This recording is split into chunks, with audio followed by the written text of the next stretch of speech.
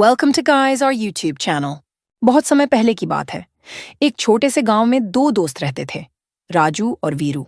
दोनों अच्छे मित्र थे और बचपन से ही एक दूसरे का साथ देते आ रहे थे। लेकिन उनकी सोच और आदतें एक दूसरे से बहुत अलग थीं। राजू मेहनती और ईमानदार लड़का था।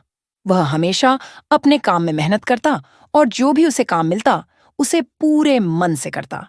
वह जानता था कि मेहनत का कोई विकल्प नहीं होता और बिना प्रयास के कुछ भी प्राप्त नहीं होता। दूसरी ओर वीरू आलसी और चतुर था। उसे मेहनत से ज्यादा भाग्य पर भरोसा था। वह हमेशा शॉर्टकट्स ढूंढता और सोचता कि बिना मेहनत किए ही वह सफल हो जाएगा। उसका मानना था कि किस्मत ही सब कुछ होती है और मेहनत करने से कुछ हासिल नहीं होता।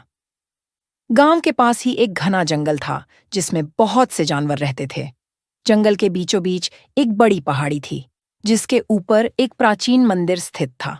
गांव के लोग मानते थे कि उस मंदिर में देवी लक्ष्मी का वास है और जो भी वहां पहुंचता है उसे अपार धन प्राप्त होता है। लेकिन मंदिर तक पहुंचने का रास्ता बहुत ही कठिन और खतरनाक था। अब तक कोई भी गांव वाला वहां तक नहीं पहुंच पाया था। एक दिन गांव में एक साधु बाबा आए।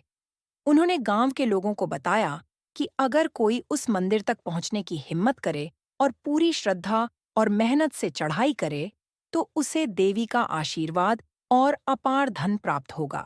साधु बाबा की यह बात सुनकर राजू और वीरू दोनों के मन में वहां जाने का विचार आया।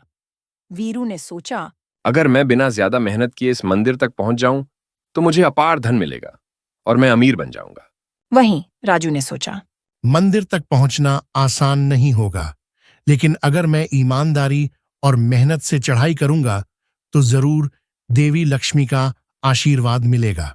अगले दिन दोनों दोस्तों ने मंदिर की यात्रा शुरू की। वीरू ने जल्दी से अपना रास्ता पकड़ लिया और सोचा कि वह जल्दी से मंदिर पहुंच जाएगा।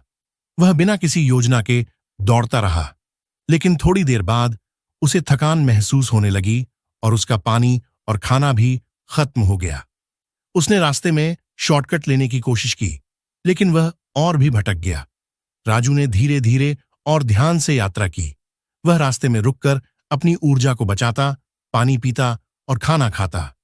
उसने रास्ते में आने वाली चुनौतियों का सामना धैर्य से किया। उसने हर मुश्किल को पार करते हुए धीरे धीरे पहाड़ी की चढ़ाई की।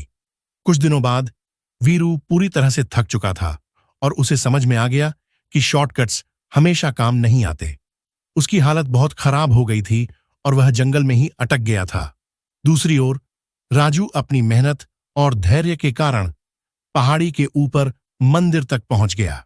वहां पहुंचकर उसने देवी लक्ष्मी की पूजा की और उन्हें अपनी मेहनत और ईमानदारी का प्रतीक मानते हुए आशीर्वाद मांगा। देवी लक्ष्मी प्रसन्न हुई और राजू को आशीर्वाद दिया। तुम्हारी मेहनत और ईमानदारी का फल तुम्हें अवश्य मिलेगा। राजू को न केवल अपार धन मिला बल्कि उसे ज्ञान और समझ भी मिली कि जीवन में सबसे बड़ा धन मेहनत और ईमानदारी होती है। जब राजू गांव वापस लौटा तो उसने वीरू को जंगल में भटका हुआ देखा। उसने वीरू की मदद की और उसे गांव वापस लाया। वीरू ने अपनी गलती मानी और कहा, मुझे समझ में आ गया है कि मेहनत का कोई विकल्प नहीं होता। मैंने हमेशा शॉर्टकट्स ढूंढने की कोशिश की, लेकिन असली सफलता मेहनत और धैर्य से ही मिलती है। राजू ने उसे समझाया।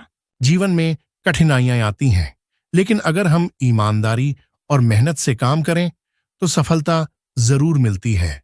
वीरू ने राजू से प्रेरणा लेकर अपनी आदतें बदल दीं और वह भी मेहनती और ईमानदार बनने की कोशिश करने लगा। गांव के लोग भी राजू से प्रेरित हुए और उन्होंने मेहनत और ईमानदारी की महत्ता को समझा। धीरे धीरे गांव की उन्नति होने लगी और लोग खुशहाल जीवन जीने लगे। इस कहानी से हमें यह सीखने को मिलता है कि मेहनत और ईमानदारी से किया गया काम हमेशा फलदायी होता है। शॉर्टकट्स से कभी भी स्थायी सफलता नहीं मिलती।